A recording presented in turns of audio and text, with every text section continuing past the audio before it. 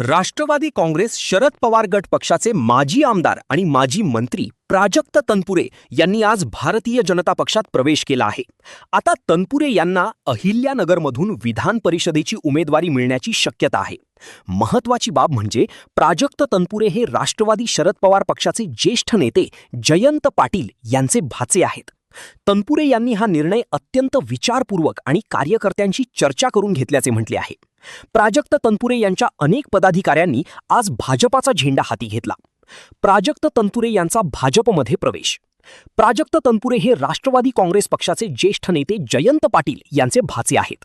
तसेच अहमदनगर जिल्ह्यातील प्रभावी नेते म्हणून त्यांची ओळख आहे.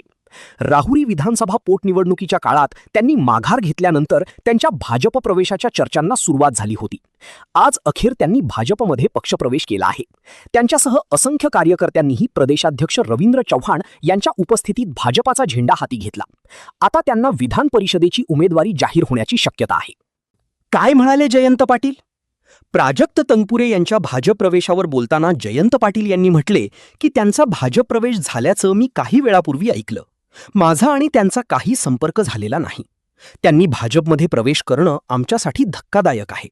पण त्यांनी त्यांच्या मतदारसंघातील परिस्थिती पाहून हा निर्णय घेतलाय असं मला वाटतं. त्यांनी सुप्रिया सुळेंची भेट घेतली की नाही मला माहीत नाही.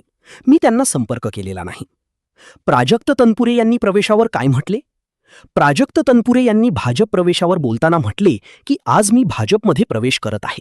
विधान परिषदेवर संधी मिळेल अशी अपेक्षा आहे. हा निर्णय घेण्यापूर्वी मी माझ्या कार्यकर्त्यांशी सविस्तर चर्चा केली. मात्र जयंत पाटील आणि शरद पवार यांच्याशी थेट बोलण्याची हिंमत झाली नाही. मी माझी भूमिका आणि भावना सुप्रिया सुळे यांच्यासमोर मांडली होती.